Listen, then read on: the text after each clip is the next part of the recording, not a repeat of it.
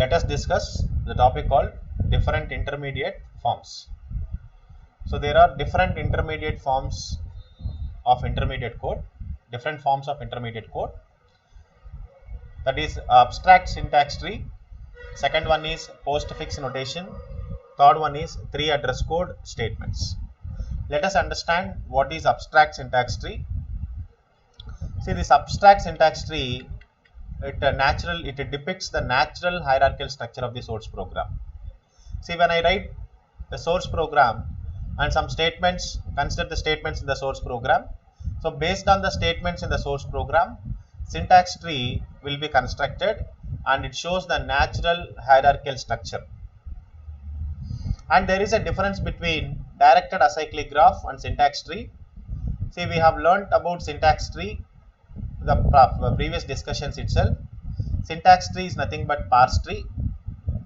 Parse tree will be constructed in the second phase itself, that is called syntax analysis phase. So it shows the hierarchical structure of the source program. And what about this directed acyclic graph, DAG? It is also a form of syntax tree, but it gives the same information. DAG will also give the same information like syntax tree, but in a more compact way. It gives the tree after eliminating common sub expressions. So once we construct a directed acyclic graph, so common expressions will not be there. All the common sub expressions will be eliminated from the parse tree, so that the directed acyclic graph will provide the same information in a more compact way of the same parse tree, right? So that is the difference between syntax tree and directed acyclic graph. So DAG is nothing but a parse tree or syntax tree which provides the same information like parse tree. Only difference is common sub expressions will be identified and eliminated here in the directed acyclic graph. Now let us assume an expression A equal to B star minus C plus B star minus C. So for this example, you see here A equal to B star minus C and B star minus C. Two expressions are there, two common expressions are there. So for while constructing a parse tree, we will construct like this. So minus C minus operator, right? Minus C B star. You see here minus is an operator, that's why we have taken like this, and C is an operand. And next one is B star minus C. Star is an operator, and the entire minus C will be associated with the star symbol as a leaf nodes. And next one is another minus C B star, right? And everything is B star minus C, B star minus C will be added to the plus operator. After adding that to the plus operator, we are going to assign that with the A. We are going to assign with A. So this is called syntax tree. In syntax tree, we have not eliminated the common expressions. For both the same expressions, we have constructed a syntax tree. Suppose if it is a directed acyclic graph, we are going to construct like this. Minus C is associated with the star symbol. That's why we have taken only one time we have taken this same expression, repeated expression, B star minus C. But in the diagram itself, in the directed acyclic graph itself, we are representing that B star minus C is added for two times, and finally the result will be stored into the operand called A. So this is called directed acyclic graph. Next one, postfix notation.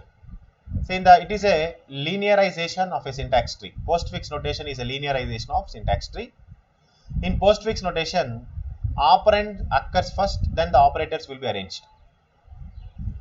First we need to write the operands, after that we need to arrange the operators.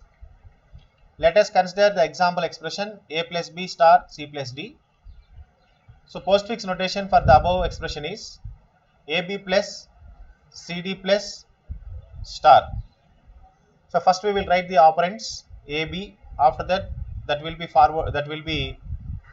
followed by operator plus. Later, the next sub expression is C plus D. Here also we will do the same thing, CD followed by plus, and finally the star operator will be followed by entire expression.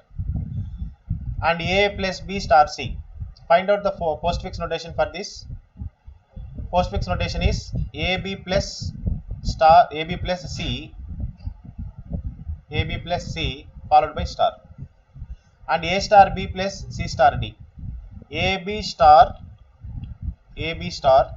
followed by CD star followed by plus. This is how we will write the postfix notations. This is one form of representing, postfix notation is one form of representing our intermediate code. So intermediate code can be represented in various forms. One is abstract syntax tree, other one is postfix notation, the last one is 3 address code statements. 3 address code is a sequence of statements where whatever the statement we write, that should not contain more than 3 operands. Let us consider an example, A equal to B operator C, where A, B, C are the operands and OP stands for operator here. And an example statement is A equal to B plus C plus D. So this expression A equal to B plus C plus D will be converted into 3 address code statements. 3 address code means what? Whatever the statement, whatever the expression we take here, that should not contain more than 3 operands, more than 3 addresses. Okay, I am making it very clear, it should not contain more than 3 addresses. So T1 equal to B plus C, I am taking a new temporary variable T1 and adding the result of B and C to the T1. Similarly, the next one is T1 plus D equal to T2, and finally the result will be stored into A. Like this, I have taken 3 address code statements. Here T1 and T2 are the temporary names that are generated by the compiler only. See, you see here, in all the statements we have only 3 addresses, not more than 3 addresses. That is why these statements are called 3 address statements, right? There are at most 3 addresses followed, either 2 for operands and 1 for result. That is the format we must use. Hence the representation is called 3 address code.